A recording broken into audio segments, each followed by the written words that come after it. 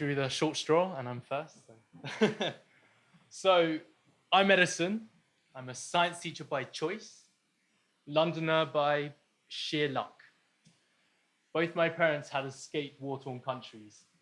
And so I grew up with a very strong sense of just how lucky I was to be born in a country like Britain.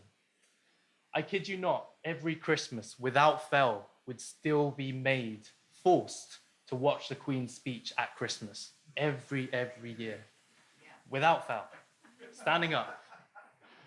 And so you could suffice to say that I was very proud to be British. However, I remember the exact moment when my identity was questioned. I had taken the train up to Newcastle to see some friends. I was walking out the train station when suddenly I hear some loud voices from across the street. Ching Chong Chang. I was perplexed. Were they talking to me? Confusion quickly turned to anger as I realized that I was the only person that they could possibly be talking about. And I told them forcefully to F off. The teenage boys laughed and carried on walking down the street. I told myself that night that kids were kids, let it go. But I remember that it impacted me greatly. Here I was, a grown man in my 20s, being subject to racist abuse, and in my own country. I don't know how many people in this room have ever experienced racism in their own country. But I can tell you that that moment profoundly changed me. For the first time, I felt like I didn't quite belong. A bit like an odd puzzle piece that didn't quite fit in with the rest of the big picture. And I compared this feeling with how I felt when I was living in China during my gap year. Suffice to say, I blended in. Granted, only if I kept my mouth firmly shut. But in all seriousness, I remember feeling a deep sense of connection. A connection to my ancestry which stretched back thousands of years in one of the world's oldest civilizations. And I also remember feeling free from needing to justify or prove why I was there, to explain why I should be there, why I should belong. When I became a teacher, such issues of belonging and identity continued to occupy my mind. Every day I would walk into class and see British Nigerians, British Polish, British Bangladeshi students of mine, all working together on the same experiment. But come lunchtime, I would walk out across the playground and see the same racial and cultural groups forming once again. One group playing footy over here, another group playing over there.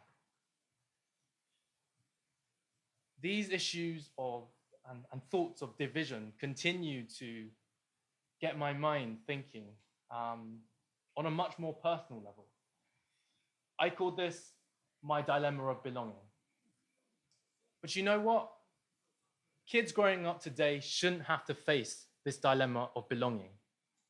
And they don't need to face it if everyone is prepared to deal with the reality of our globalized world. In Canada, as in every other country, your kids, my future kids, they are going to meet people from different cultural backgrounds. And differences are going to be more visible than ever before. For me, that old hallmark of successful integration, that of tolerance, it just won't be good enough anymore. That is why, over the last few years, I've devoted myself to researching and studying and working towards a more culturally responsive education.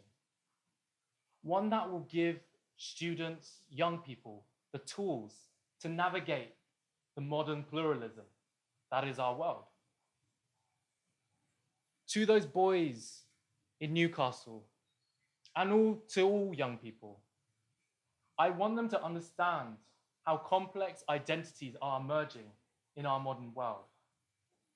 But more than that, I want them to engage in those differences, not ignore them or use them to exclude other people.